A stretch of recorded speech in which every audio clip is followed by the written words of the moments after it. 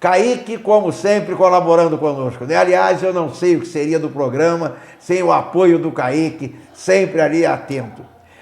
Agora nós temos conosco Cristina Volker. Cristina Volker é uma psicóloga ligada a todo esse programa maravilhoso do Outubro Rosa e a psicóloga do CTO. Boa tarde, Cristina. Boa tarde, Elcio. Mais uma vez, prazer estar aqui. Obrigada pelo convite. Infelizmente, os oncologistas gostariam muito de estar presente para poder falar um pouco, né, desse trabalho, da experiência, dessa luta aí em relação ao câncer, e nesse momento ao câncer de mama, mas estão lá atendendo. Então, vai ter oportunidade, em breve, eu espero, de estarem aí trocando. Né? Nós agora, até antes do início do programa, estávamos trocando uma ideia que eu tenho a impressão que pode ser até muito, muito importante, talvez até podemos conseguir brevemente irmos até o CTO, fazemos uma matéria com os médicos, com os próprios pacientes, enfim, mostrarmos esse trabalho, que é um trabalho muito importante, porquanto desmistificar essa situação, eu acho que é o principal de tudo. Porquanto ninguém ficou doente porque quis, não é, Cristina? Exatamente. Mas nós precisamos de cuidar, não só por nós. Você pode poder nos falar, essa doença, essa moléstia, ela ataca não só o doente, não, a família também, não? Exatamente. Eu digo e vivencio isso no dia a dia, o quanto, no caso do câncer de mama mulher, né?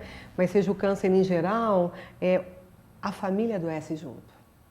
Há uma mudança muito brusca e importante na vida de todos. Né? A mulher adoece, a mãe adoece, o marido adoece, os filhos adoecem, os irmãos adoecem. É um impacto enorme na vida, não só do paciente, mas da família. Então, essa família precisa também ser cuidada, precisa ser amparada, porque é um momento de realmente de uma mudança difícil, sofrida, e que nós estamos aí para acolher, acompanhar e mostrar que existem caminhos. Não deixa de ser natural.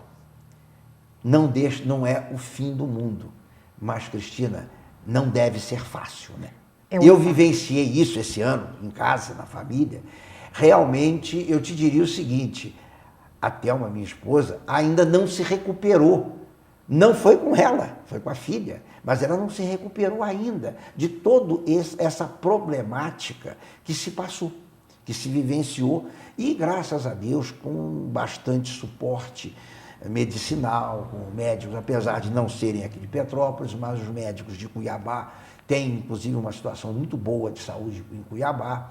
Lá, a operadora de saúde que a atende com toda a necessidade, com tudo que é preciso. Mas não tenha dúvida, é um choque muito grande. Aquele problema que eu tenho a impressão para a mulher deve ser terrível. De repente, o cabelo cai. Pois é, eu recebi agora, semana passada, uma jovem, 35 anos, e a preocupação, o impacto do diagnóstico câncer de mama, né? A perda da saúde, a perda da possível mama, que mesmo hoje a medicina estando bem avançada, se faz o tratamento antes para tentar preservar a mama, né? E não se retirar ela totalmente, na maioria dos casos. E a preocupação dela era assim, a perda do meu cabelo.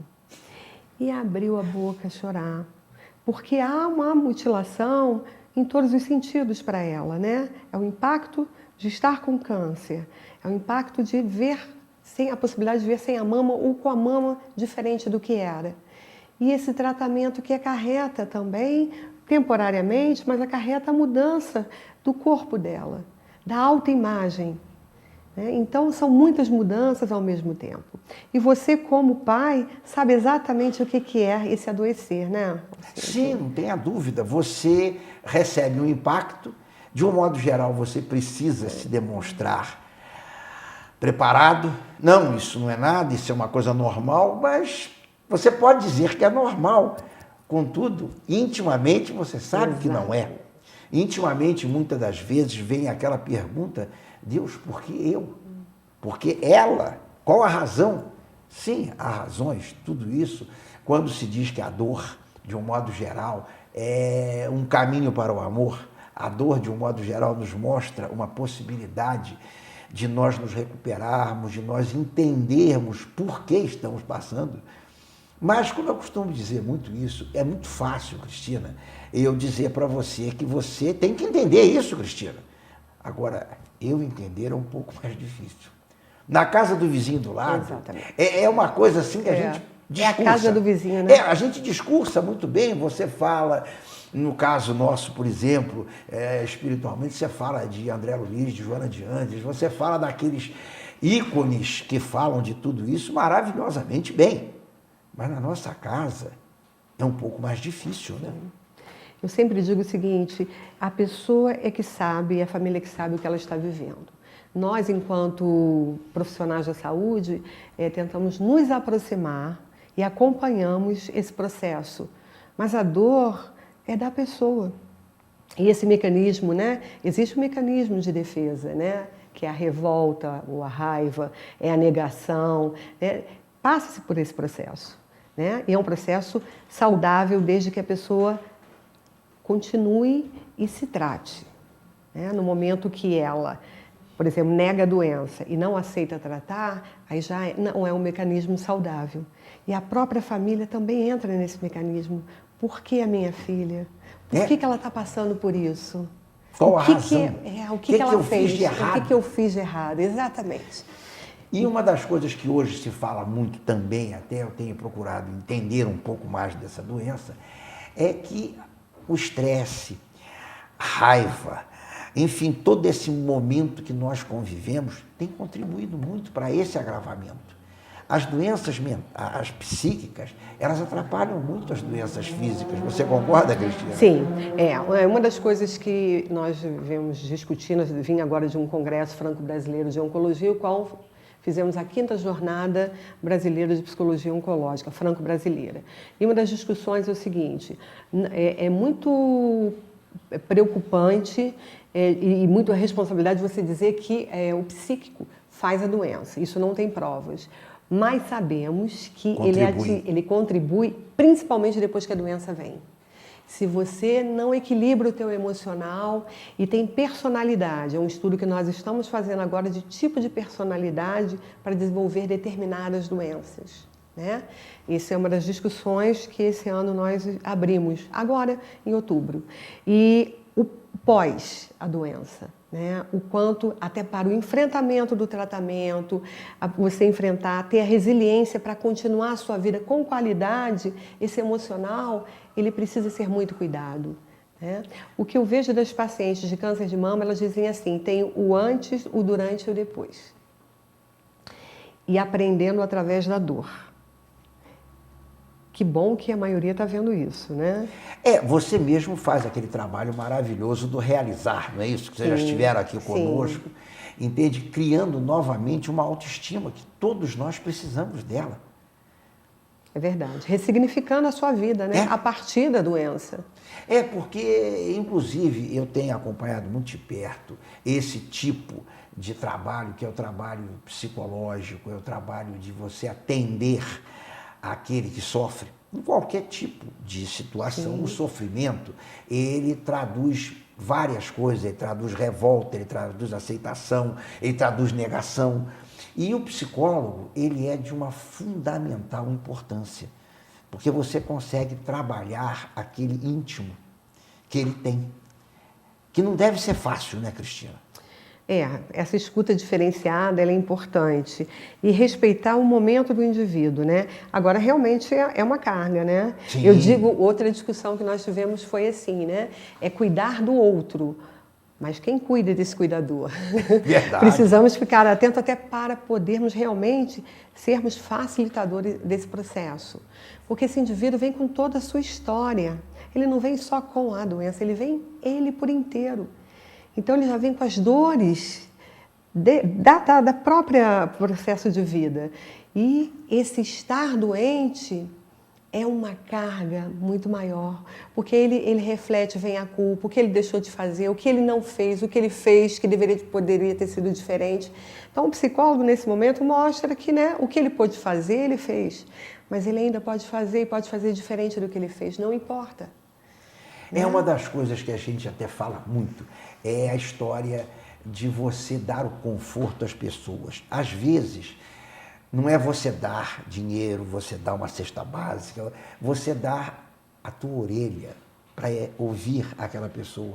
Às vezes você conseguiu ouvir uma pessoa, você ouve um sofrimento, mas aquele que está sofrendo, ao ter alguém ouvindo, a ter alguém para desabafar, ajuda muito. E o psicólogo é essa pessoa que recebe, que fala, que transmite, e que não deve ser realmente muito fácil, né? Você deve chegar ao fim do dia com várias histórias que todas elas acabam, por muito que não seja, por muito que você seja uma profissional, mas você é uma profissional emotiva, você é uma profissional da emoção. Eu sou uma pessoa, né? Não podemos esquecer disso, né?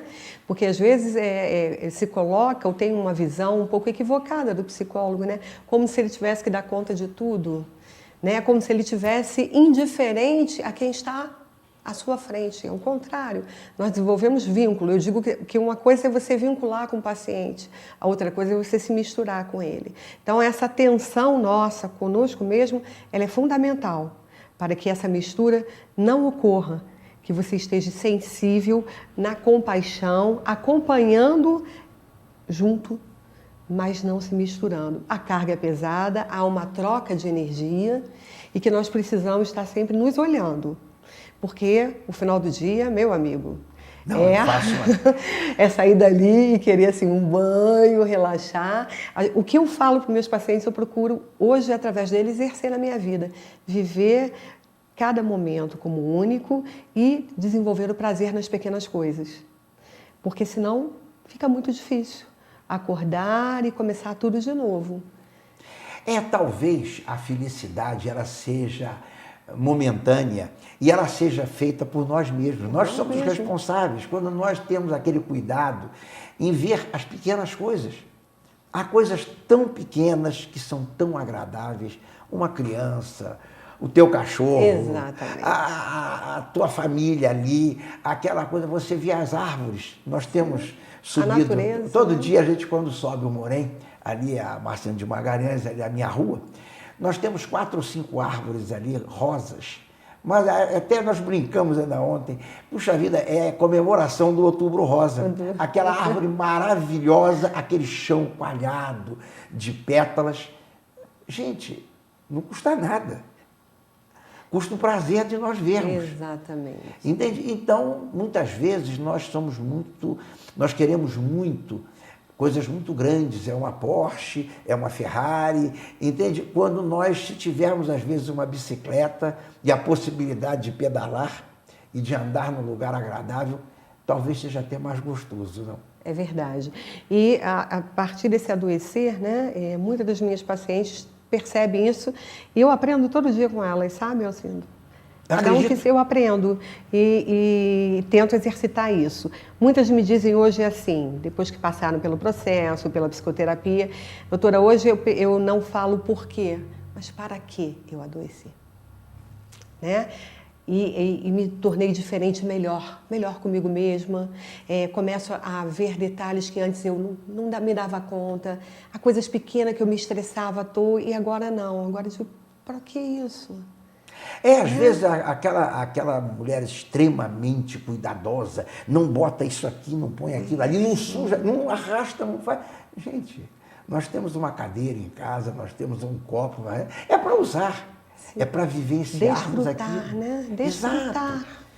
Se você consegue ter um prazer com qualquer, por menor que seja, entende? É muito importante, não, Cristina? Sim. E você me parece que é a pessoa que mostra isso, né? Eu procuro, dentro do meu trabalho e fora dele, equilibrar isso, né? Não adianta se fazer ou falar e não exercer. Exato. Né? Eu acho que a confiança daquele que chega para mim, ele precisa ver no meu olhar que eu acredito naquilo que eu falo. E Sem que eu dúvida. procuro aplicar isso na minha vida. Senão fica incongruente. E aí a confiança também fica comprometida. Como é que ela fala uma coisa que, na verdade, ela não aplica nela mesma? O que é isso? É só técnica? É vazio, né? né? É vazio, né? Eu vi aqui naquele programa que você esteve aqui conosco, que aliás foi um programa muito comentado, aquele projeto bom, Realizar, né? entende? Quanto que você, através daqueles pequenos trabalhos, daquela coisa, você vê quanto que hoje, através do tricô, do crochê, da música, do canto, você consegue incentivar as pessoas. Sim, e dar um outro significado à vida de cada um. Não só em relação à doença, mas em relação a ele mesmo, em relação à sua vida, e de abrir possibilidades, inclusive de produção. Sim, não Né? tenha dúvida. De trazer um novo sentido e prazer. As pessoas se dão conta que elas podem ter prazer e desenvolvê-las no seu dia a dia.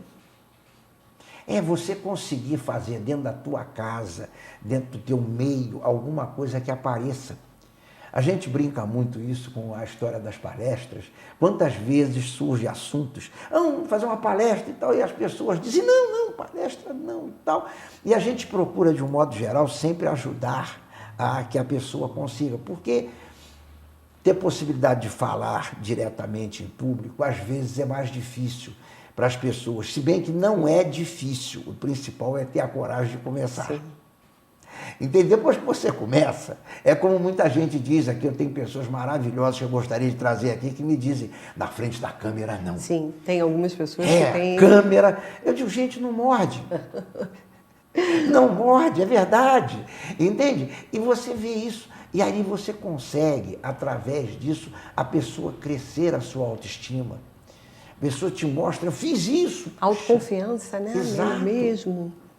Entende? Ali você, aquele pessoal do programa do Realizar, vocês continuam funcionando bem o programa? Continuamos. Todo vapor. Estamos na nossa luta aí.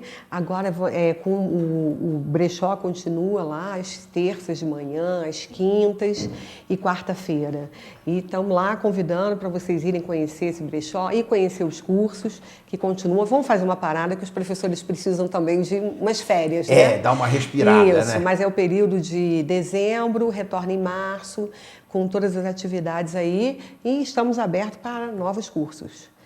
E vocês no CTO, como é que está a capacidade de vocês? Vocês estão com vagas, estão abertos? Como é que está a situação do CTO? No sentido de? De atendimento. De pacientes? Pacientes. Não, continuamos. Dificilmente o CTO deixa de... As agendas estão sempre abertas, apesar que está havendo aí, vai existir um novo sistema que eu estou ainda um pouco não bem informada, né, online da prefeitura com cadastramento. Mas chegou, ligou... Até o momento está funcionando o agendamento normal. Por isso que eu acho muito bom a oportunidade de vocês irem ver o trabalho do CTO indo lá. Cristina, nós vamos, com certeza, nós vamos programar isso com você. Isso. Vamos lá mostrar por quanto isso é muito importante. A informação, a demonstração do que está ocorrendo, isso ajuda muito. Quantas vezes você tira determinadas impressões, a coisa pior do mundo, e não é. Pois é, e desmistificar mesmo. Né? Se você vê o espaço do CTO, ele não tem nenhuma característica, aparência de um ambulatório, de um complexo hospitalar. Ele tem toda a natureza, as árvores. Aliás, o lugar é maravilhoso. Né? Que já tira um pouco essa impressão e o impacto que já vem carregado, né, com o estigma. Então eu convido para você ir lá, nós vamos, com certeza estaremos lá. Prazer. Vamos programar, até gostaríamos também de conversar com médicos, com algum pessoal lá à disposição. Lá. Isso aí é muito importante. Fica mais fácil por causa da demanda de atendimento. Então lá dá para eles darem uma parada e atender. Agora, saírem de lá, eles vão ter que interromper todo um atendimento para virem se deslocar. E aí vai interferir no agendamento deles. E até não seria, digamos, não seria até humanamente interessante fazermos isso. Porquanto nós temos que pensar em que tudo que for possível dar de acompanhamento, de atendimento a esses pacientes é importantíssimo. Sim, fundamental, né? E a gente prioriza isso. Tem um trabalho de humanização e de uma equipe, né? Que é o médico assistente, que é o oncologista assistente, é o clínico... o cirurgião, né? O cirurgião. Só que lá dentro não tem o cirurgião, né? Mas é toda uma equipe. Então, e funciona com humanização e acolhimento a cada um que chega, não só o paciente, como a família. Então, estamos lá à disposição para você conhecer. Aliás, é belíssimo aquele imóvel, né? Eu conheço aquilo. É muito bonito. Sim. Eu lembro que uma determinada época, meu pai era diretor de um clube ali pelo próximo, e houve uma ideia de se comprar aquele terreno para fazer o clube ali. e que depois a própria Dona Isabel acabou dando onde hoje tem uma sede que está tristemente abandonada, sim, que aliás até eu tive a oportunidade de comentar isso com o prefeito numa reunião lá no Morém, que era o caso de desapropriar aquela área. Tem uma série de problemas? Tem. Mas os problemas, né, são problemas jurídicos e que se a prefeitura decidisse ou o Estado, deposita o valor em juízo e os dependentes, aqueles que pretendam receber, que será muito difícil, tamanho o imbróglio que foi feito daquilo ali, e seria um local para se fazer um atendimento maravilhoso. Como poderia ser bem aproveitado, sim, né? Sim, com certeza. Você teria que fazer uma obra, sim, de colocar um elevador para subir e descer. Uhum. Isso seria necessário. E nós precisamos muito disso. Esse apoio, eu acho que é importantíssimo. A gente vê com toda certeza quanto a saúde pode melhorar com esse tipo de atitudes. Agora, uma pergunta, você me desculpe a pergunta, o CTO é público ou é privado? O CTO agora é um complexo hospitalar, ele é uma empresa que existe há 35 anos, privada, credenciada ao SUS. Então, ele hoje funciona como um complexo hospitalar, né? Que as cirurgias são realizadas pelo SUS no Alcides Carneiro e os oncologistas vão lá para darem os seus pareceres oncológico e são encaminhados para atendimento, tratamento oncológico no Centro de Terapia Oncológica. E os municípios adjacentes também. A gente vê que muita gente vem de fora, né? Sim. Petrópolis continua sendo, apesar de não dispor de uma grande estrutura, mas continua sendo um centro de tratamento medicinal, né? Sim. E o CTO é um centro de referência na área oncológica na região serrana. Que beleza, nós temos alguma coisa nessa direção. A gente sabe perfeitamente que toda doença, ela traz sequelas, traz problemas, mas nós também temos que realizar um conforto de que nós podemos ajudar. Certamente. Esse trabalho de vocês é maravilhoso. Reconheçamos, vocês são profissionais, vocês vivem profissionalmente, vocês precisam viver. Certamente. Mas a realidade é o seguinte, vocês trazem um conforto muito grande. Isso é importantíssimo, Cristina. E nós tivemos uma grande ideia, eu diria que você nos trouxe uma grande ideia, de nós fazermos um programa dentro do CTO. Será um prazer e muito bem aceito. Vamos marcar isso com toda certeza.